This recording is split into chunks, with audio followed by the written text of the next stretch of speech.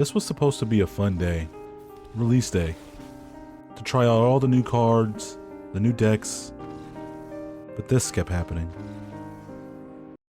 So I went back to the drawing board, determined to make this work. Then, happened again. The cycle continued. If only I had Trample here, things would have been different. Do I just accept my defeat and wallow in my self-pity that this deck would never be good? No, that's when we go back to the drawing board once again and take over the meta forever. Is this thing on? Oh, okay. There it is. Sorry about that. Hey guys, welcome back to the channel. It's Gnome here, and today we're checking out Sovereign Okinec Ahau. Hopefully I did not butcher that, but let's see how this deck does. As you can see in the beginning of the video, we had a pretty rough start. I lost probably about 10 games there at the very beginning, and it was not looking too good. I was actually not going to even post this deck, but I made some modifications, and this is against Joda Archmage Eternal. Just in case you guys haven't seen my Joda deck, I'll link it above. So we're going to play Okinec, and then we're going to play Hydra's Growth onto our Okinec, giving it a 1/1 counter. We're going to swing with it. We're going to give another 1/1 counter. Now it's a 5/6, menacingly 5/6. They play Golos. We do not care. They go get the World Tree, of course. Hydra's Growth triggers, and we become a 7/8. We're going to play our Prairie Gardens. Then we're going to play Sarukan Goreclaw. And our commander's about to get big. 11-12 with Trample. Nothing to slouch at. They're going to play Carnivore Sundering, returning the Sarukan Goreclaw back to our hand. Swing with Golos. They take another turn. They play Verdant Rejuvenation and just get a ton of things. And I'm shaking in my boots, I'll tell you that. They have Emrakul, Emoti, Asika, all that other good stuff. But our commander is a beast. And we swing out thanks to Sarukan Goreclaw. We get Trample. And with a 35-36, we swing, defeat the Joda. Serves you right, 5-color decks. Serves you right. So if you guys like the channel, if you guys like the deck, hit the like button, hit the subscribe button. Let me know what you think of the deck down in the comments below, and let me know if I missed anything. Now back to the video. I did a lot of tweaking with this deck. I took a lot of stuff out that just kind of really hindered the deck. But as you can see, turn 1 and turn 2, it's kind of very important for this deck. So in this one, we play Evolving Adaptive turn 1, then Armor Scrap Gorger turn 2. Evolving Adaptive is already a 3/3, so it's originally a 0/0, so it gets that buff from Okinec whenever we attack with it. So it's going to become a 6/6 when we attack with our commander, putting them very close to death already on turn 4. So we're going to play the Ozolith here, the Shattered Spire. Then we're going to play our regular Ozolith, OG. Swing with Evolving Adaptive. Swing with our commander. It becomes a 7/7, which is thanks to the Ozolith, the Shattered Spire, giving it an extra +1/+1 counter. Goes to our opponent. They play Dovin, Hand of Control. They're going to have the Evolving Adaptive not be able to do any type of damage. We're going to play the Arch of Oraska. Then we're going to throw out Kodama, which Kodama gives modified creatures Trample. And that is nothing to slouch at. Armor Scrap Gorge is a 2/5. We swing to Okinec. Now it becomes a 5/8. And Evolving Adaptive becomes a 15/15. Yeah, it's gigantic. It just gets super insane here. They don't have a play, and that is going to be game. This deck can close out games super quickly, so just be aware of that. It's so much fun, man. It's only a little necromancy.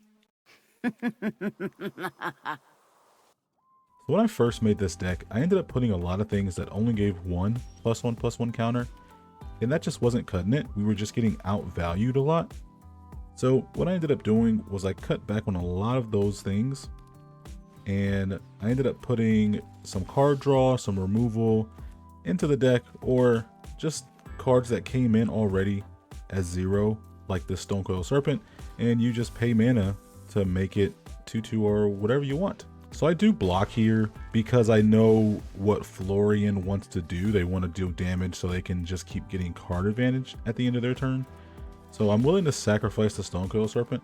We also get the counters onto the Ozolith, so it's not that bad of a deal. So we're going to play the Ochre Jelly for 2. Get 2 counters plus the 2 counters that was on the Stone Cold Serpent from the Ozolith, making it a 4/4. They're going to B-double our Ozolith because they know how dangerous that is, and I would probably do the same thing. The Ozolith in a 1/1 counter deck, you just got to get rid of it, man. It becomes so annoying to deal with. We're not going to swing just yet. They're going to play Smoke Belcher Chariot and Knight of the Ebon Legion. Knight of the Ebon Legion can get Death Touch, which is very scary.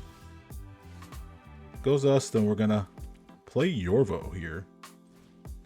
Yorvo comes in with 4 1/1 counters. It's originally a 0. We swing with Okinec.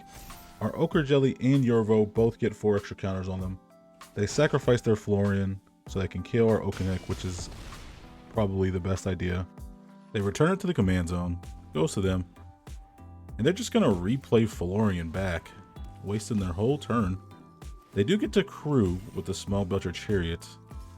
And they're going to give Florian Death Touch. They get the Florian trigger, they get a mountain. And that's what I mean by just value from the Florian there. We're going to play the Pilfer Imp. We're going to swing out Ochre Jelly and Yorvo. 2 8/8s. Let's see what they can do. Sunshot Militia.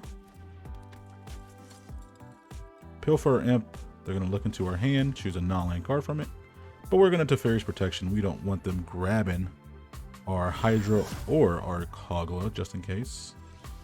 Because we're just going to go ahead and play Kogla so we can get rid of the Florian.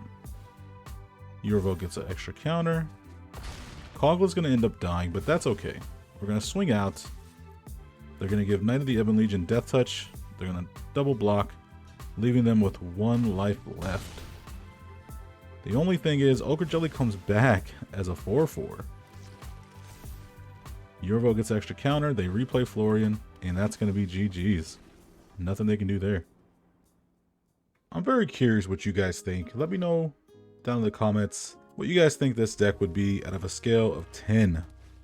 I'd probably say I give this deck around a good 6 out of 10.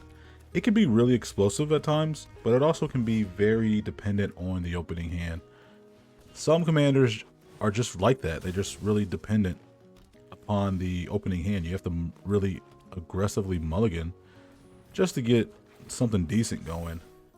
This deck really doesn't require a lot of card draw. If you have the right cards in your opening hand, you can actually just kind of go off here.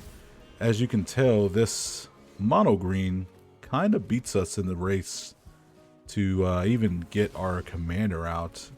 They've managed to get their 5 cost commander out before we even get our 4 cost. So they're going to play a Shia. Shia is going to give them just a ton of value. And we still have to set up our board state. And with a Shia being an 8/8, it's just going to be really hard to have Okinec come down and swing. That's the only problem with Okinec, is it just has to swing. So they're going to hit us with a 10/10 of Shia, and that hurts a lot. So we're already down to 15. We're going to play our commander, and there's not really much we can do at this point. They have an 11/11 and a wide board state, so they can just pretty easily block Okinec. We don't have a lot of trample in our hand.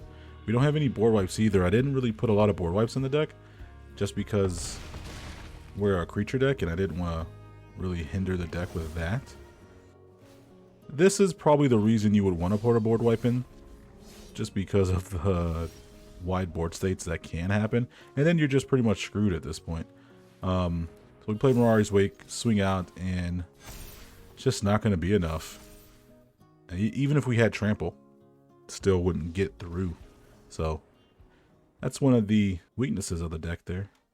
So with Ixalan releasing, they've had Cavern of Souls come out, and Cavern of Souls is just really awesome for a commander-like format, because you can just play Cavern of Souls and just name your commander's card type.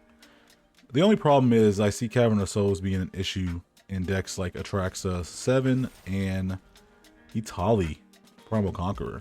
Those kind of decks just are going to love Cavern of Souls because you just can't really do anything about those commanders entering the battlefield.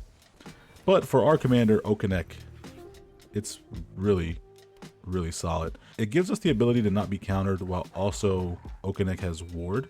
So we can make doubly sure that our commander sticks around. In this matchup, we really don't need Cavern of Souls though. I just wanted to talk about it for a little bit. We played Defiler of Vigor last turn, and Defiler of Vigor is just a beast in this deck. This card is absolutely amazing. We are up against Tolzamir. Tolzamir, wolves come down, they fight things, and that's pretty much the gist of Tolzamir. You really don't see this guy too often. That's why I had to show the card. At 5 mana, I don't think it's justifiable in the Historic Brawl format. I think there's other Selesnya commanders that can give you a lot more value. We're going to play Kogla and fight Tolzamir so things can't fight. That way we don't lose any of our creatures. We're going to swing with Defiler of Vigor and Ochre Jelly. And Defiler of Vigor is going to make our board state super big. They're going to play Pack Song Pup and Guardian Glade Walker. Still pretty much no match for us, honestly. We have removal. We have Swords of Plowshares and Teferi's Protection. But we're just going to play our Sovereign Okinec here. We're going to get some counters on our things. And we're going to Swords of Plowshares, the 5/5 they have. And we're going to swing out here. Everything is trample except Kogla. And they're just going to take it because they figure they can't do anything about it. I love this deck so much. And we're at the last game. If you guys made it this far, comment a smiley face and a thumbs up down in the comments. And let me know how you like this type of video. If you like the voiceover. It's a little bit more labor intensive, as I have to voice over the gameplay, but I kind of really enjoy these types of videos. I'm not really stuck to the traditional format of talking over the game. Mostly people know what's going on in the first 2 or 3 turns, so I really don't have to narrate what's going on there. That's why this video is kind of the way it is. So I hope you guys enjoy that. We're going to swing with our Evolving Adaptive. It's a 2/2, but you guys are going to see this next play, and it's just going to be really out of hand. So while we have a commander out, we're going to play Ferocious Hydra for X = 3. Comes down with 4 counters on it, no big deal. But we're going to double the counters on it. Then we're going to swing with our Sovereign, and it becomes an 18-19, and our opponent just decides to scoop. Just want to give a quick shout out to my members. Thank you guys so much. And if you want to become a member, hit that link in the description below. Thank you guys so much for watching this video. I'll see you in the next one.